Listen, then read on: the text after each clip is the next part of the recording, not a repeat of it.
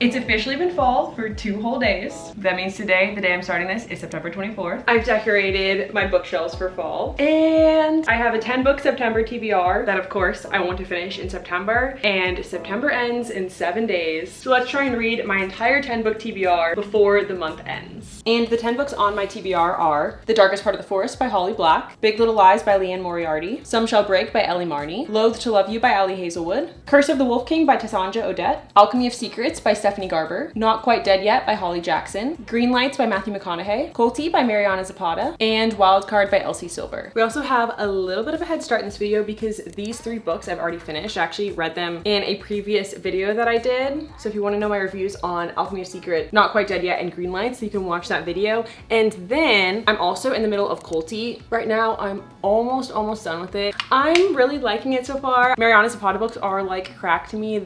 I just can't put them down. I love a slow burn. Like, the more an author gives me crumbs, I then am obsessed and want to read so much more. And the fact that the books are so long, you just get so invested in the characters. And Kulti is a soccer romance, so also love sports romances. Our female main character, Sal, is a professional soccer player, and then Kulti is a retired and very famous professional soccer player, and he joins Sal's team as the assistant coach. And he's very like brooding, grumpy. I don't know if I would really say it's enemies to lovers, more so that he's just kind of standoffish at first, more blunt and less like super friendly, which in real life would not work for me, but in a book I do love that. I love the character arc of characters like that. And then I also just barely started Wildcard by Elsie Silver. I'm like 2 chapters in, so definitely on a romance kick right now. And Wildcard, the plot, I'm so intrigued if I'm gonna like this book. I feel like I'm either going to love or hate it and nothing in between, but regardless, I think it's gonna be entertaining. But basically the love interest is our main character's ex-boyfriend's dad.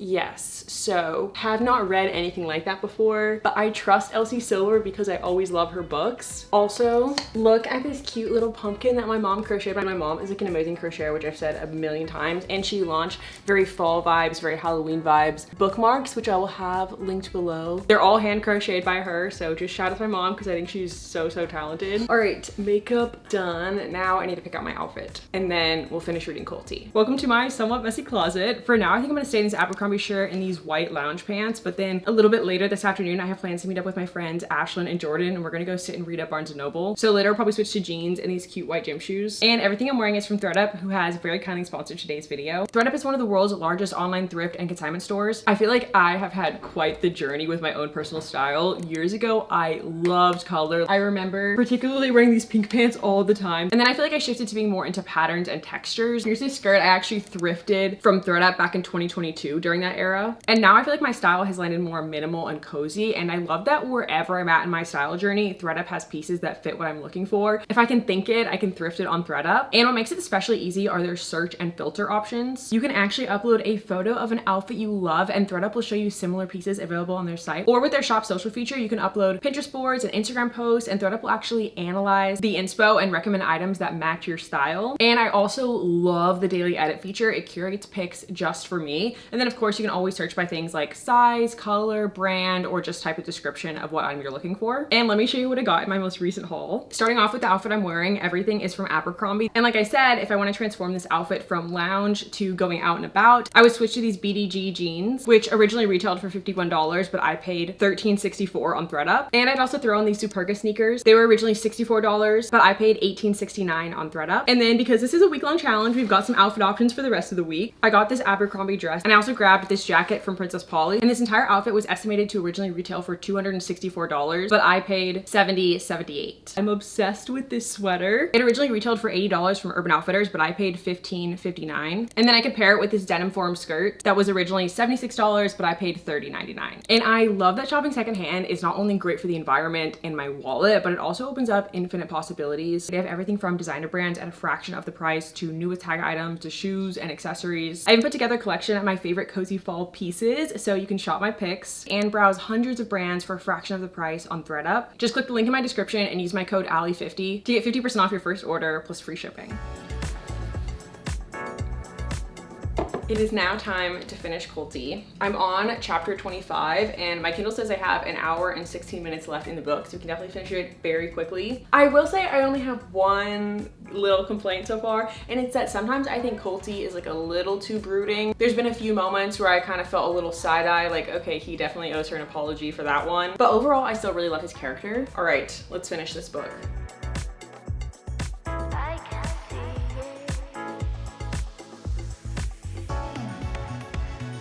One thing I love in this book are their nicknames for each other. I feel like how their nicknames for each other progresses reflects how their relationship progresses. Like in the beginning, their nicknames for each other are very teasing, very much making fun of each other. But then by the end, like their nicknames are so cute and it makes my heart so happy.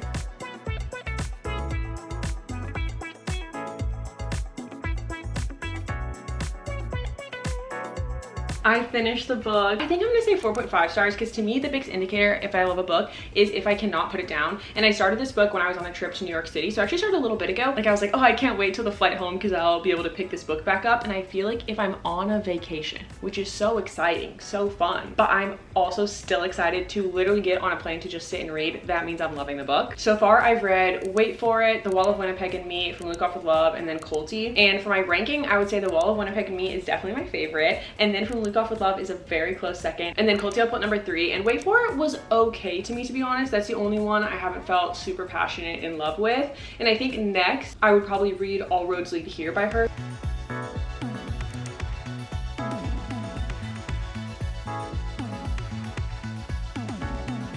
I just changed into jeans because, like I said, I have plans to meet my friends Ashlyn and Jordan at Barnes. So let's see how far we can get into Wildcard by Elsie Silver. We do have a very bad habit of spending our majority of reading time yapping, so I'm curious how much reading will actually get done.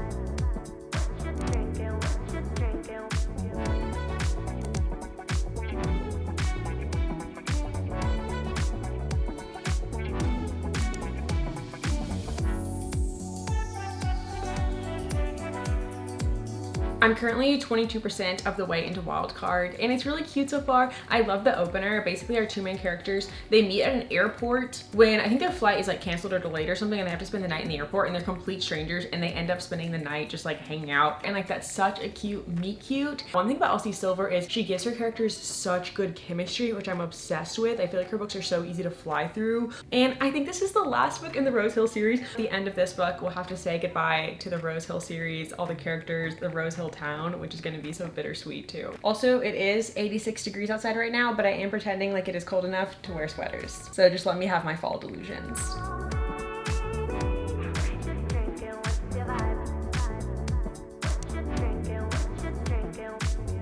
Today I'm heading to my parents' house. They live in a little small town, so it's always relaxing to, well, number one, just see my parents and hang out with them because I love my parents, but also to sit there and read. So taking a little 3-day weekend. And then in the book, I am just about exactly 50% of the way through Wildcard, and I'm really liking it so far. Like I said, I thought the ex-boyfriend's dad trope was gonna be really weird, like maybe like creepy or cringy. I always trusted Elsie Silver to make it a fun book, but I was like, how could this possibly play out in a way that isn't super weird? But I actually really don't feel like it's weird. I think especially because how Elsie Silver sets up the main character's meeting. The dad's name is Bash, and like I told you guys, their meet cute is like they meet in the airport, and when they first meet and they're like hitting it off, she has no idea who his son is, so they really just get to like meet and form their own connection independent of the entire trope and like who his son is. So I really like that. I feel like that makes it seem just like really natural, versus I think if she had met him through his son, it would have been weird. And then later she realizes who his son is, and then they're in this like very awkward, messy situation. I feel like it's a really fun conflict because also I feel like in a lot of romance books, the conflicts can start to feel really similar. So I always love when a book feels like a breath of fresh air to me, something I've never read. I know this trope exists and Elsie Silver didn't invent it, but I've personally never read the trope before. So I'm like, okay, this is fun to see how it unfolds. And the son trip kind of sucks, so it's also easy to root for his dad, which is a really funny sentence to say. Okay, I'm gonna pack for my weekend at my parents', and then I should 100% be able to finish this book over the weekend. I probably won't film a ton at my parents' just so I can spend time with them, but I think I'll definitely get a ton of reading done there.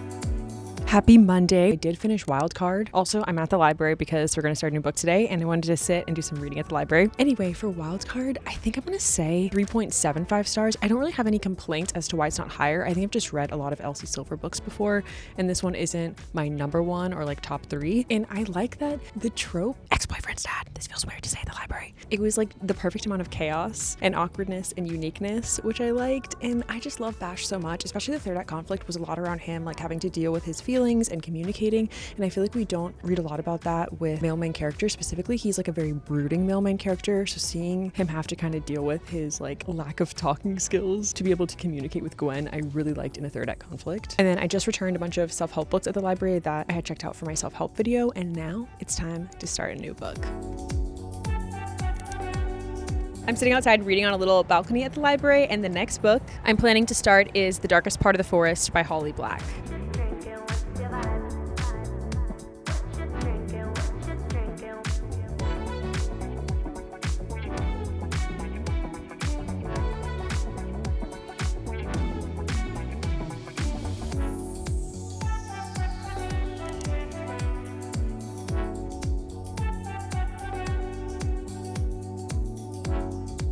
We went to Trader Joe's on the way home from the library and got some apple juice, one of my favorite drinks ever. And then in the book, I got to page 142, so I think just under halfway. Our book follows Hazel and Ben and their siblings, and the town they live in, it's basically humans that live in the town, but there are also fairies mixed in. There are fairies and monsters and creatures that live deep in the forest, so they kind of like try and keep separate, but the fairies and the humans and the monsters like definitely overlap at points in the story, and it's set in the same universe as the Cruel Prince series, which is really, really cool. This book was written first, so I don't think we're gonna get like any Cruel Prince, Folk of the Air cameos, but there's still references to like Elfheim and the fairies, and so yeah, it's just cool that it all coincides in the universe. And then the other main part of the plot is that there is this horned boy who's been sleeping in a coffin for as long as anyone can remember, and then he ends up waking up and no one can find him. They don't know where he is in the town, and that's kind of like the inciting incident of the story. And Hazel and Ben want to be the first ones to find the horned boy. Overall, I'm feeling a little mixed on the book, to be honest. I would say I'm at like 3 to 3.5 stars. Like, I am enjoying it. It is written beautifully. It is written so beautifully, very lyrical. It literally feels like I'm reading the most atmospheric fairy tale, but for some reason I don't feel super hooked. I'm not crazy invested or like super bonded with the characters. I do think it kind of feels like reading a 350 page fairy tale. It's hard to describe, but do you know the feeling if you read a fairy tale or a fable and you're like, oh, that was an interesting story, but you're not like in the story the way you are in a novel? That's kind of what it feels like to me. But I'm still really enjoying it, and it's really cool to now have read so many Holly Black books.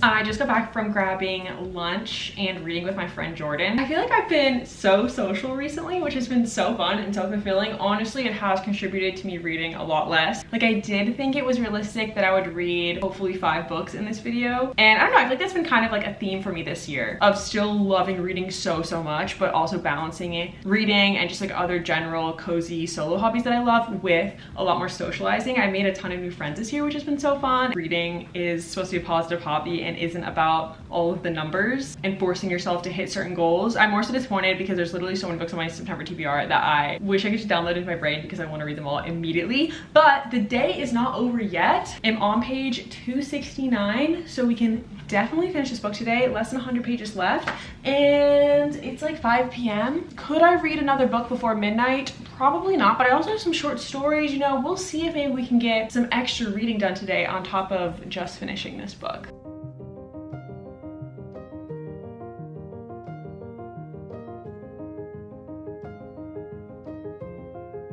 Okay, I just finished chapter 19 and we got quite a few like little mini twists, secrets revealed, which I didn't see coming. Definitely could bring my star rating up at the end, which I didn't expect. And I just love books with a lot of secrets. I feel like it's so fun as the audience to like hear the secrets and also to see how the other characters react, even to secrets that I've known from the beginning. All right, like 50 pages left.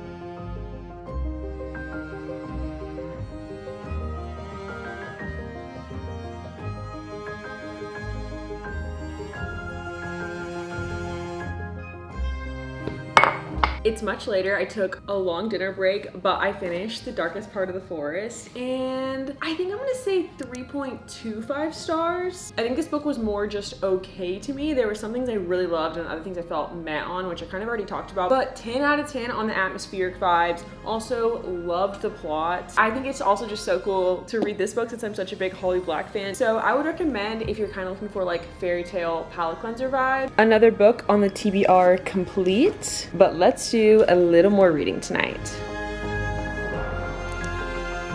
It is 9:30 p.m.-ish and I have this book of novellas by Ali Hazelwood. I've already read the first one, Under One Roof, and there's two other novellas that I haven't read yet, Stuck With You and Below Zero. So I feel like now is the perfect amount of time to get through at least one more of these novellas, and the next one, Stuck With You, is just over 100 pages, so I think can very easily finish it tonight.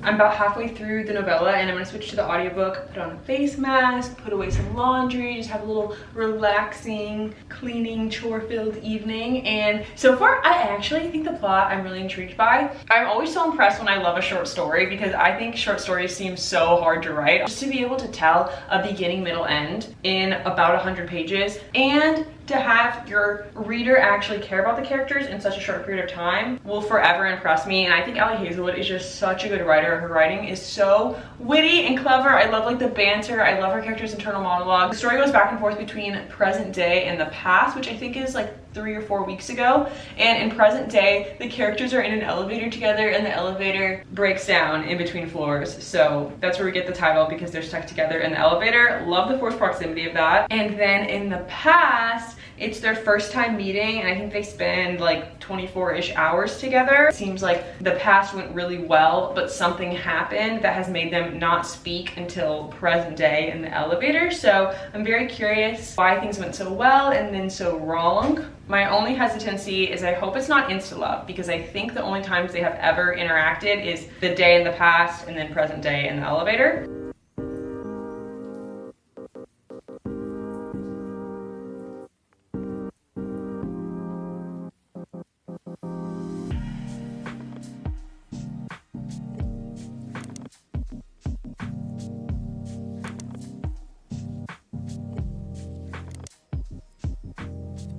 It is officially October, so this video challenge is complete because September has ended, and I did finish Stuck With You last night. I really liked it. I think I'm gonna say 3.5 stars, which I feel like is a pretty high rating for me to give to a novella. I mean, of course, I feel like most every novella slash short story that I've read, at least romance, is more just kind of like light, fun palette cleanser, so that's true for this one as well. But I really like the third act conflict. I feel like what I commonly see in novellas and short stories is that the third act conflict is a little more meh, like a miscommunication or something like that, which makes sense because you have such a short number of pages. You want a conflict that you can just wrap up quickly. And this one, I guess, was kind of like that, but I thought it had like a unique twist. What the conflict was about, I thought was unique and I didn't see coming. And I just really like the characters. It was also kind of insta-love, which was my fear, but I don't know. I think that also worked because it was so short. So yeah, I enjoyed it. So Stuck With You is another one we can check off the September TBR, but this is a book of 3 novellas, so I didn't finish the last novella, Below Zero, but still,